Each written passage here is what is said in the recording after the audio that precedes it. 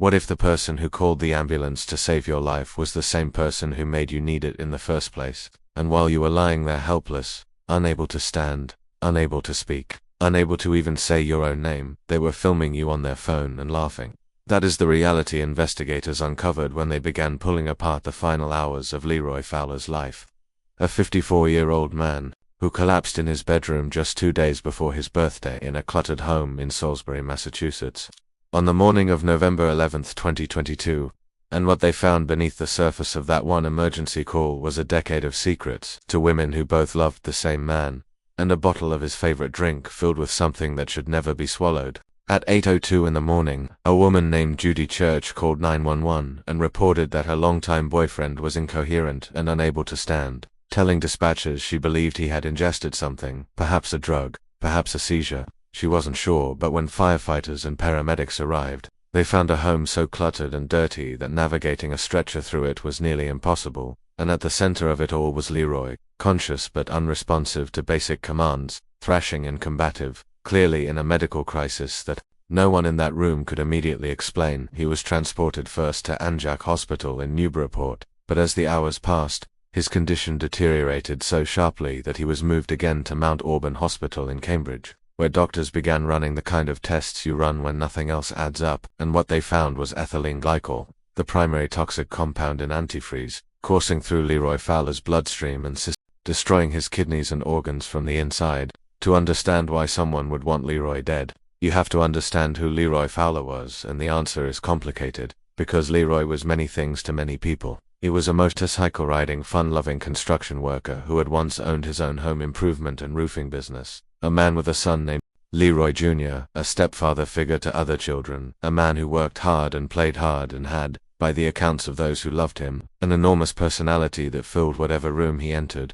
He was also, for the last decade of his life, living a double life. When Leroy first entered Judy Church's world in 2012, she was 54 years old, still married to a man named Rusty, and Leroy had come to live as a boarder in the home she shared with her husband and adult son Douglas, and somewhere in those close quarters, something ignited between them, a secret affair that Judy's husband eventually discovered, after which Judy left her marriage, left with Leroy, and set the two of them up in a house on Central Avenue that she owned outright, a house she filled with the salary she earned as a grade school teacher. Over the years that followed, Judy bought Leroy a truck, 2 motorcycles, including a second one after she spotted another woman riding on the back of the first, and more recently, a trailer home in Florida where they had been making concrete plans to relocate permanently. In the weeks immediately before he collapsed, she had a tattoo of his name on her side. He had hers across his chest.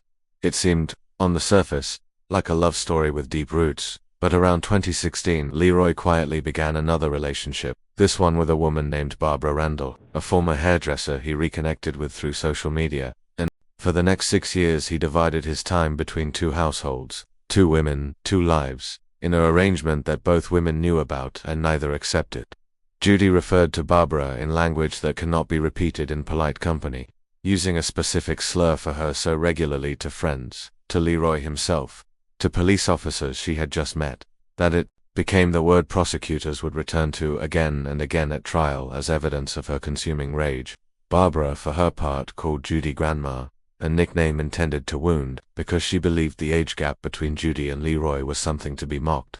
Between these 2 women existed hatred built over years of watching the same man choose and then unchoose each of them in turn.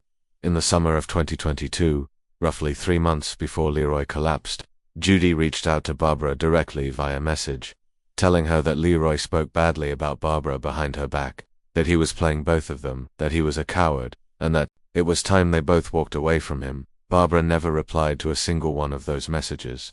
What Judy apparently did not know, or perhaps could not bring herself to accept, was that Leroy had proposed marriage to Barbara not once but twice, and that at Barbara's insistence, Leroy had the tattoo of Judy's name removed from over his heart, a removal he documented on video to prove to Barbara that Judy no longer had a claim on him, and that when he went to visit Barbara in the days just before he fell catastrophically ill, he returned home having apparently told Barbara that the move to Florida was real and that his time with her was over.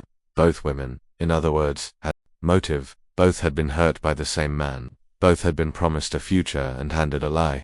but the evidence did not point equally at both of them. When state investigators arrived at the Central Avenue home on the day of Leroy's hospitalization, Judy insisted they speak with her outside because the interior of the house was, in her words, too dirty for them to enter, but a search warrant eventually allowed officers inside, and what they found was not just the ordinary clutter of a neglected home but something more specific. Dozens of bottles of household cleaners, sprays, detergents, and liquids on nearly every surface. And sitting directly on the kitchen counter, a large jug of Rain-X Dicer, a product containing ethylene, which was a quarter full, near Leroy's bed in the back room where he slept. Officers found 2 opened cans of orange Fanta soda. Leroy was known to crave sugary drinks, a preference apparently undimmed by the years of heavy smoking and a bout with carbon monoxide poisoning that had reportedly dulled his sense of taste.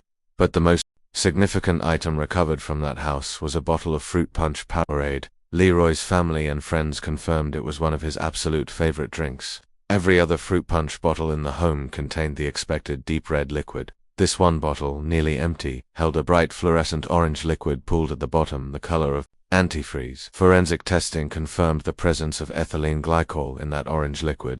DNA testing on the mouthpiece of the bottle confirmed that both Leroy and Judy had been in contact with it. Under Massachusetts law, products containing ethylene glycol are required to include a bittering agent specifically to prevent accidental or unwitting consumption. The defense commissioned their own laboratory testing and confirmed the bittering agent was present in the liquid found in that bottle, which they argued undermined the prosecution's case, because surely Leroy would have tasted it. The prosecution countered that years of smoking, diminished taste from prior illness, and a lifetime love of intensely sweet drinks made Leroy Fowler perhaps uniquely vulnerable to exactly this method.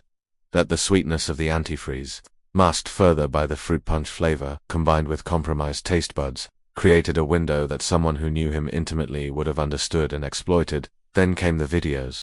On Judy's phone, investigators found 13 videos, all recorded on the morning of November 11, beginning at 7:29 a.m., a full half hour before she placed the 911 call, and right around the time she had told investigators she and Leroy had been intimate. In those videos, Judy can be seen filming Leroy as he struggled to stand, unable to control his limbs, falling, disoriented and helpless, while her voice can be heard in the background taunting him, asking if he was having fun.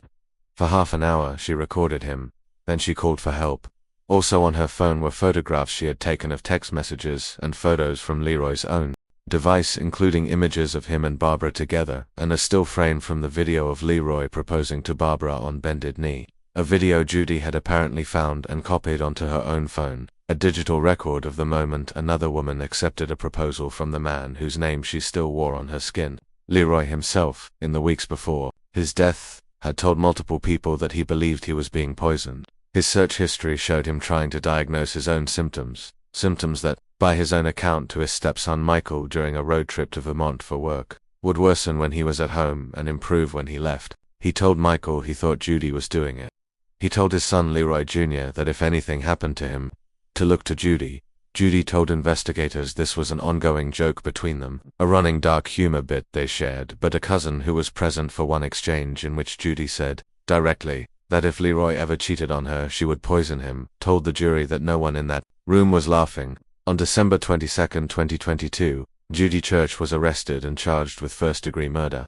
She was 67 years old when she went to trial in March 2026, maintaining throughout that she did not know how the poison entered Leroy's body, that she had nothing to do with his death, and that she had spent a decade loving this man, buying him everything he wanted, building a life and a future with him in Florida, and perhaps all of that was true. Because love and rage are not mutually exclusive, and sometimes the person who loves you the most is also the person most capable of destroying you when that love curdles into something unrecognizable. After approximately 8.5 hours of deliberation, the jury returned a verdict of guilty of first-degree murder, deliberate premeditation and extreme cruelty. The sentence is automatic and mandatory, life in prison without the possibility of parole. Leroy Fowler, who was many things to many people, who was flawed and complicated and loved in return despite all of it, never made it to Florida.